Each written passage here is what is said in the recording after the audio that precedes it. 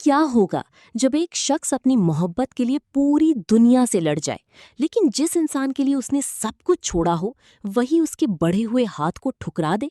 क्या यह मोहब्बत की हार होगी या किसी ऐसी साजिश की शुरुआत जो कई जिंदगियों को तबाह कर देगी?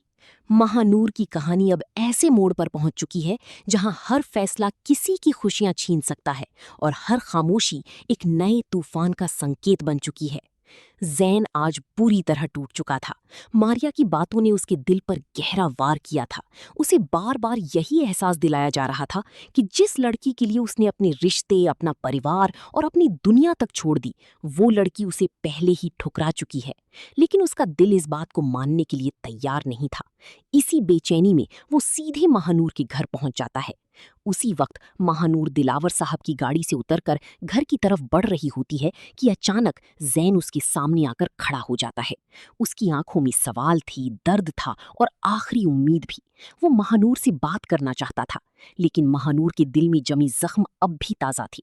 वो उसे रोकते हुए कहती है कि जिस मोहब्बत का इकरार करने की इतनी बड़ी सजा मिली हो, उसके बाद अब कोई बात बाकी नहीं रह जाती।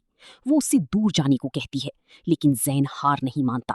वो उसके पीछे जाता है और अपनी पूरी मोहब्बत उसके सामने रख देता है। उसकी आवाज़ कांप रही थी जब उसने कहा कि तुम्हारी आंखों में दिखाई देने वाली मोहब्बत ने मुझे सब कुछ छोड़ने पर मजबूर कर दिया। मैं अपनी दुनिया छोड़कर सिर्फ तुम्हारे पास आया हूँ। इतना कहकर वो घुटनों की बल बैठ जाता है और अपना हाथ उसकी तरफ बढ़ा देता है। वो कहता है कि अगर आज तुमने मेरा हाथ थाम लिया तो मैं समझूंगा कि मैंने कुछ नहीं खोया बल्कि पूरी दुनिया पाली है। एक पल के लिए वक्त जैसे थम जाता है।